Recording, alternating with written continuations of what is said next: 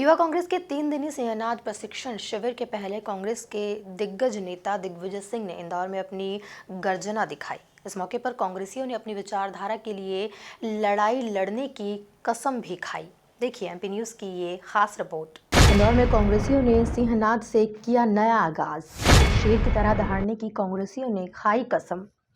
दिग्विजय सिंह ने युवा कांग्रेसियों में भरा सियासी जोश। इंदौर में सोमवार से युवा कांग्रेस के 3 दिनी प्रशिक्षण शिविर की शुरुआत बड़े ही जोश भरे अंदाज में हुई। पूर्व मुख्यमंत्री दिग्विजय सिंह की मौजूदगी ने इस शिविर को सियासी बना दिया। इस मौके पर दिग्गी राजा ने जब कांग्रेसियों से पूछा कि कितने युवा पद के लिए कांग्रेस में आए हैं तो सन्नाटा पसर गया। उपस्थित सभी आदरणीय युवा साथियों, पहले तो मैं क्षमा प्रार्थी हूँ, आप लोगों के बीच में देरी से आया, जो असुविधा हुई आपको उसके लिए क्षमा चाहता हूँ।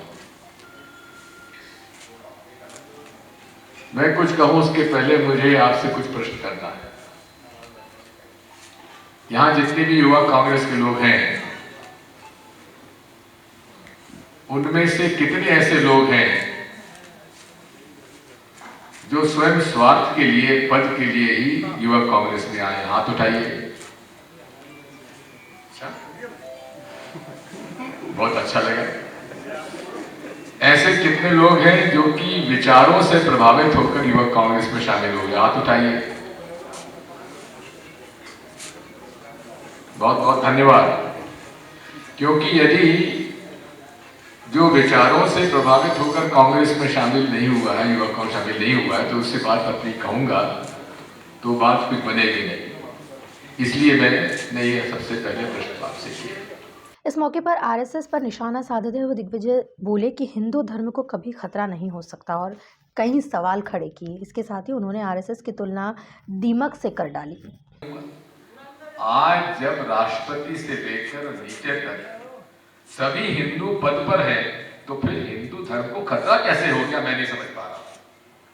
ये खतरा केवल बताया जाता है ताकि उनकी फांसीवादी मनोवृत्ति और फांसीवादी विचारधारा को वे आगे ले जा सके और उससे राजनीतिक रोटियां सेक सके और राजनीतिक पद प्राप्त करके पैसा कमा सके।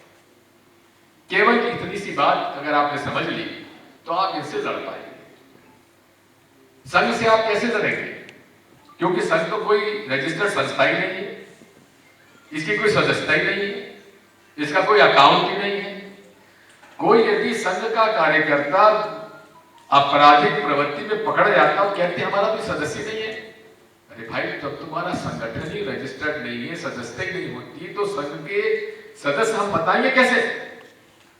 नाथूराम गोडसे के भाई गोपाल गोडसे ने कहा हम तो संघ में रहे, उसकी विचारधारा में रहे।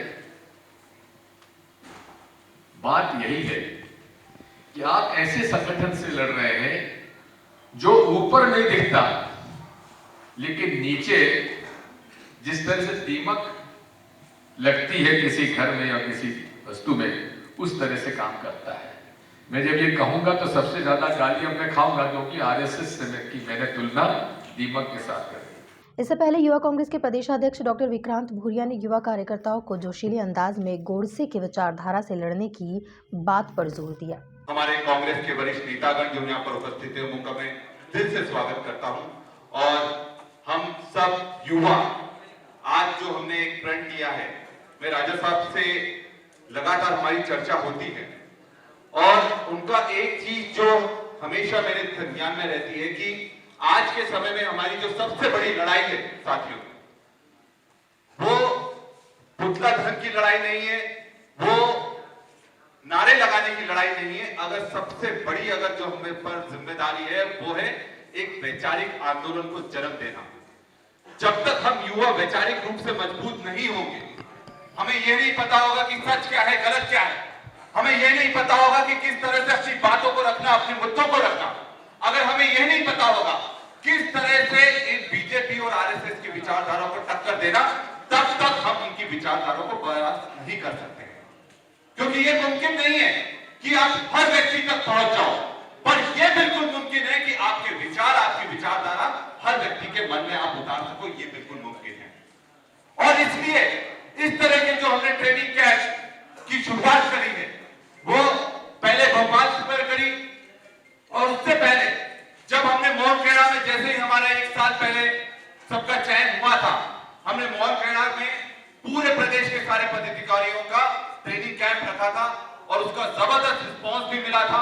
और इस तरह के अब ट्रेनिंग कैंप नए साल में हम इंदौर से हमने शुरुआत करी और हम हर जिले में इस तरह के ट्रेनिंग कैंप रखेंगे ताकि हम ये सुनिश्चित करें कि हमारा जो योद्धा है, हमारा जो यूथ कांग्रेस का कार्यकर्ता है, वो सिर्फ एक कार्यकर्ता नहीं है, वो एक नेता की तरह तभी उभरेगा जब उसके खुद के विचार होंगे और वैचारिक रूप से वो ताकत से अपनी बात रखने के लिए समर्थ होगा।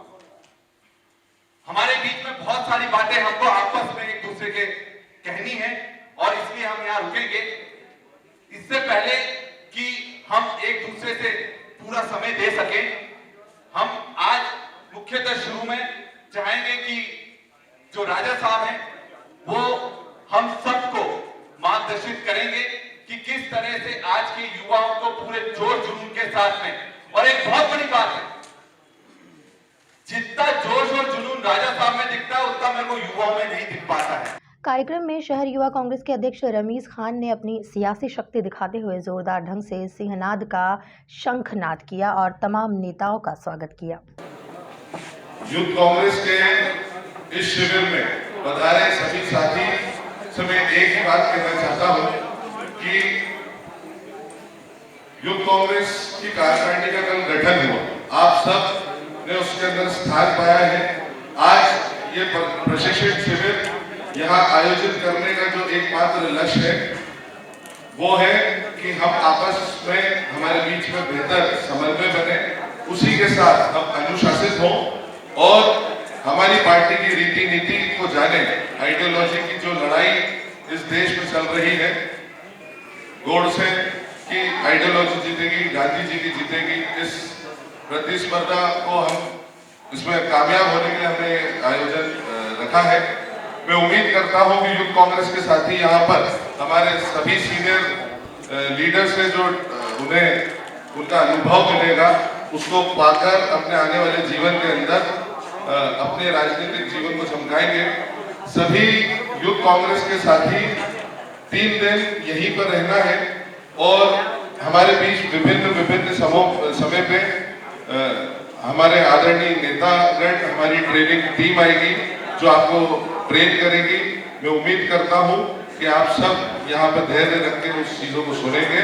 इस अवसर पर कांग्रेस के प्रभारी सीपी मित्तल, विधायक कांतिलाल भूरिया, मृणाल पंत, विनय बाकलीवाल, पिंटू जोशी, बाल मुकुंद गौतम, सदाशिव यादव, चिंटू चौकसे, राजू भदौरिया सहित कई नेता कार्यकर्ता मौजूद रहे। Bureau report, MP news TV, Indore.